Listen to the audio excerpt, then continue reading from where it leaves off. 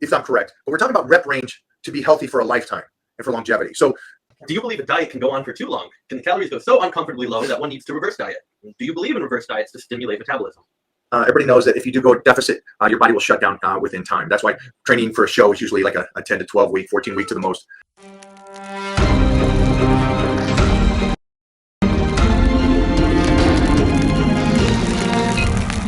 Can you outwork somebody? You can? Yeah. Tell me who you can outwork. Most beginners in the gym. Like, Oh, shit.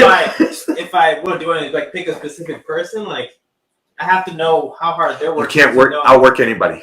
Who said? You. Why not? You will understand this one day. You can't. Because it's not a competition. It's a competition between how well your body can recover. Yeah. You can't outwork anybody. I thought I could outwork everybody. And even though these guys were going, it's about you recovering. It's about how strong you get. It doesn't matter that you can out squat all these guys. Your legs aren't as good as theirs. Mm-hmm. It's because you're not recovering. You're not growing. You're not stimulating in the right way to develop the legs plus the strength. And so I know what you mean by I could whip Heath Evans' ass in the gym. Yeah. Doesn't mean I'm going to get,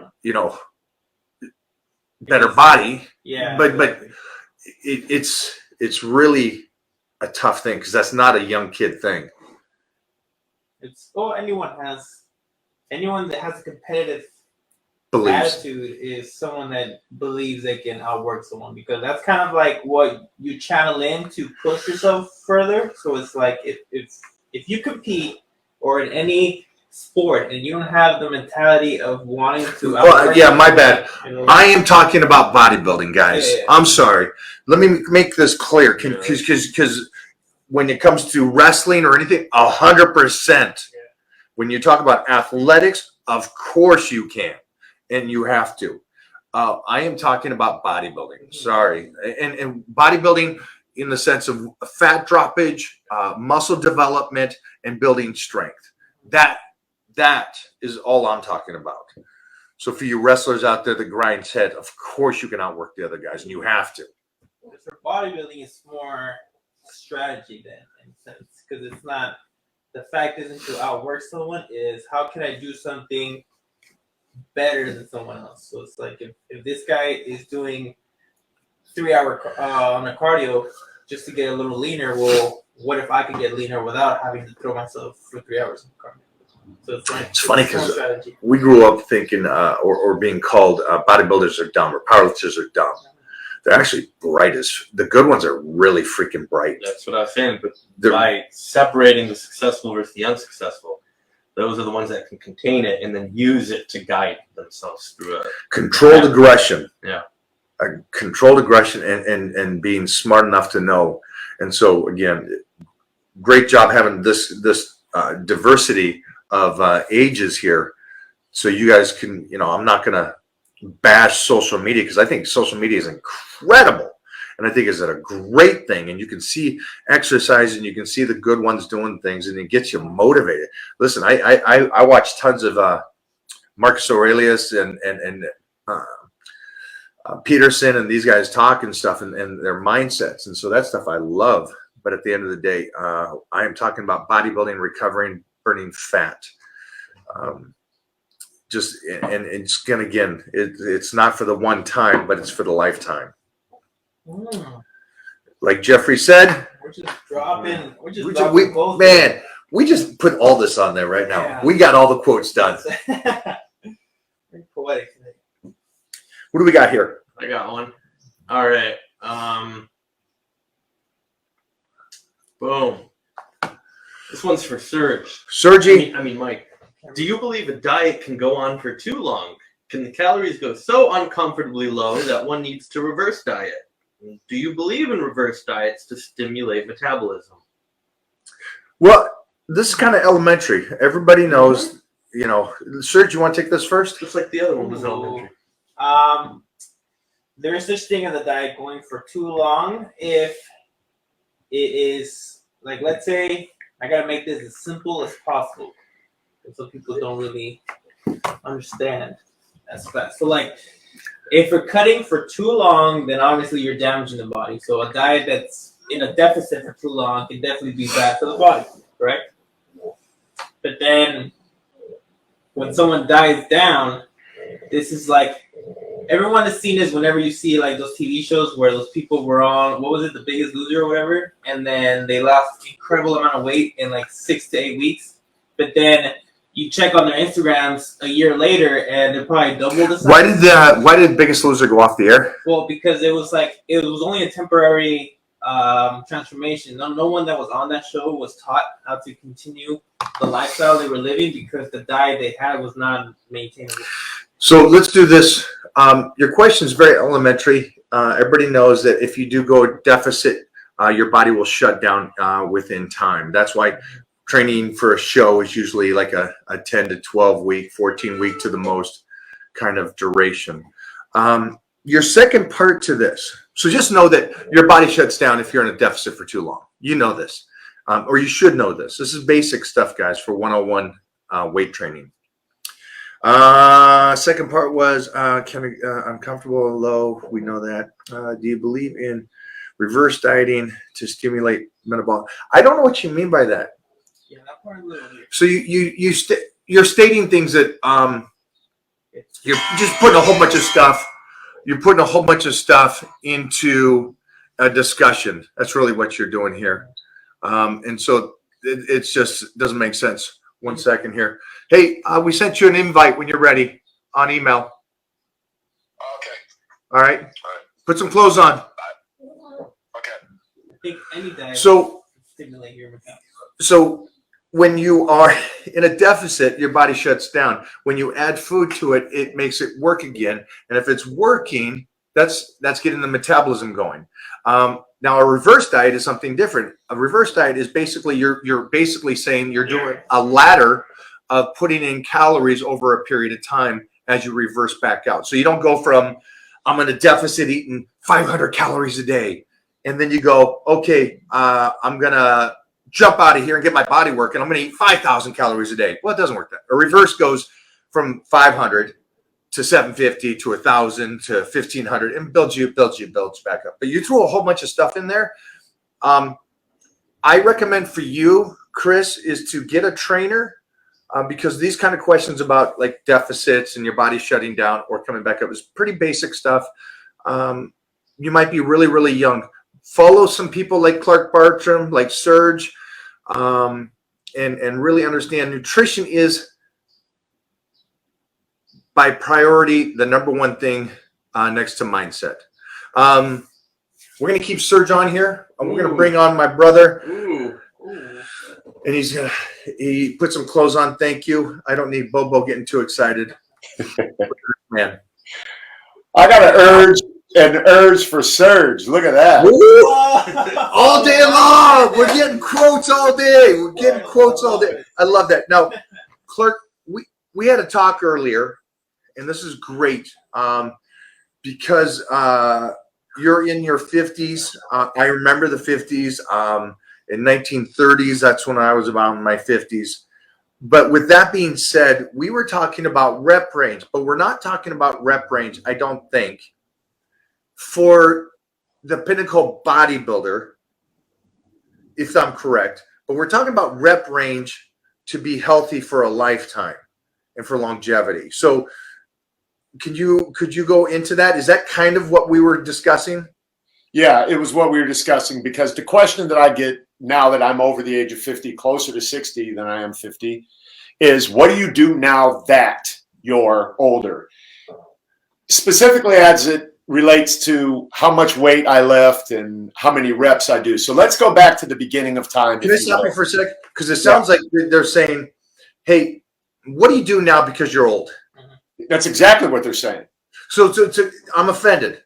I'm offended. I get offended all the time, and I'm overwhelmed by the fact that. So let me go back. I just want to make sure that I was clear on that because that was an offensive.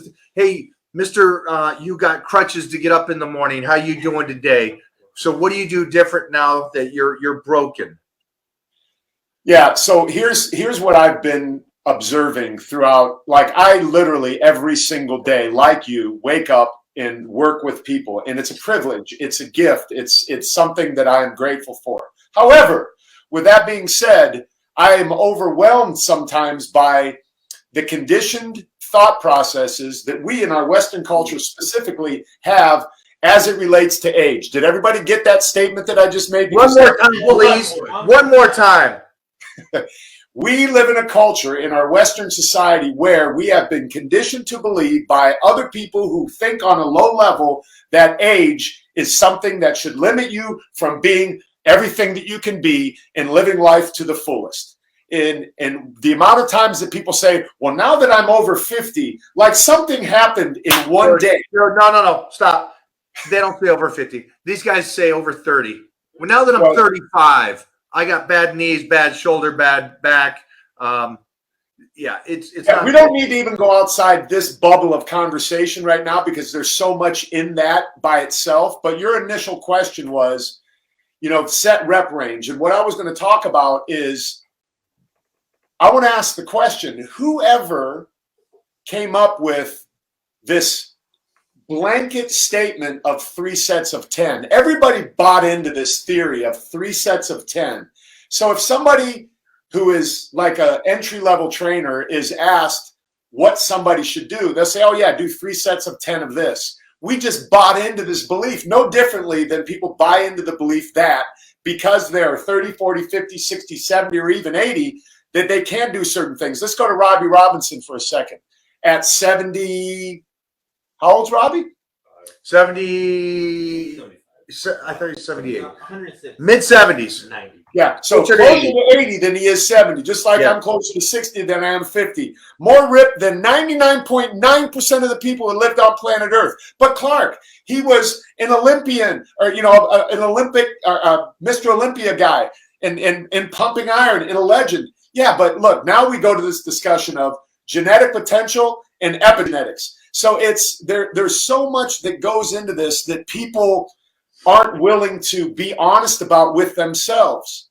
And that's really what it comes down to. So with this concept of 3 sets of 10, what I do personally, and all I can speak for is what I do personally. And That's not true. That's not true. You get people in shape, so you can actually speak about how you've helped others get in shape. So I got to stop you there because you're gonna shortchange yourself here. We were just talking about Biggest Loser and the setup for that, and that was something that you and I both went out for, and you actually got down to the final casting for this stuff. The great thing about this is we know that. I mean, we'll talk about it at a different time, but you know how rep range works, programs work. You can put together a program for somebody and get them in shape. Yes, for sure. And it happens every day again. And that's where I feel privileged because we wake up daily to people saying, wow. Matter of fact, I talked to someone that you worked with yesterday, and he was just singing your praises. Like, man, I would check in with Mike, and, Mike would get on me for this. And then, and I said, you understand why he's getting on you. He's getting on you because he wants the best for you. He wants you to get these results. So that's the biggest thing that we do is help people get beyond their limiting belief. So with the question of reps and sets, we have also bought into this belief that 8 to 12 repetitions is the hypertrophy zone. Well, is it? Is it? I don't know.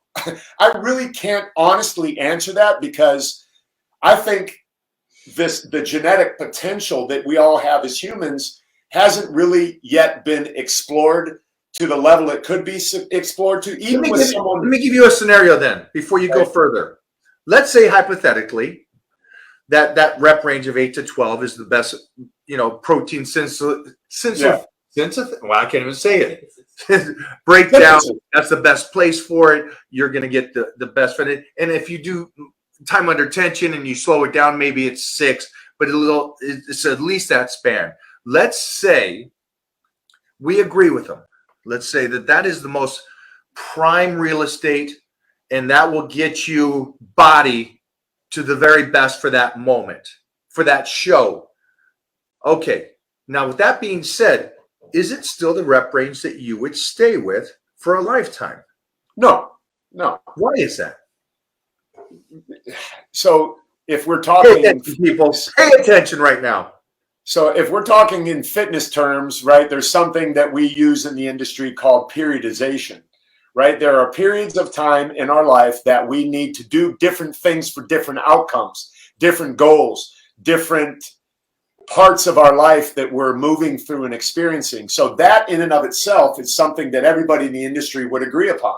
Yes, you have to train differently for different things. So if you were training me for a bodybuilding contest, you would have me on a certain rep range to begin with on the first 2 weeks. Then midway through the program, you would switch it up based upon my check-in and the feedback that you're getting from me as to where I'm at, what's going on, and you being the good coach that you are, would listen to me and go, wait a minute, just like you're doing here right now. Wait a minute, stop. Because what people do is they get into this flow of conversation and they say a lot of what they want you to hear them saying, but you're good enough at what you do to go, wait a minute, stop. What I just heard you say was, so with that being said, I need you to not do this and start doing that. Well, that's not what the program says. Well, it doesn't matter what the program says. I'm dealing with you right now. So forget what you learned in the books, forget what is going on. Listen to what I'm telling you because of the experience that I've had in doing this with many people before you, doing it on myself, making myself the guinea pig, and understanding that there's no straight path to where you want to go. We need to be observant of where we're at on the path and make adjustments. One friend of ours used to say, we have the right to mid-course correct. We know who that was, and we need to be able to mid-course correct in our training protocol in order to get the most out of it for whatever date we're trying to land on, for whatever event we're trying to be ready for.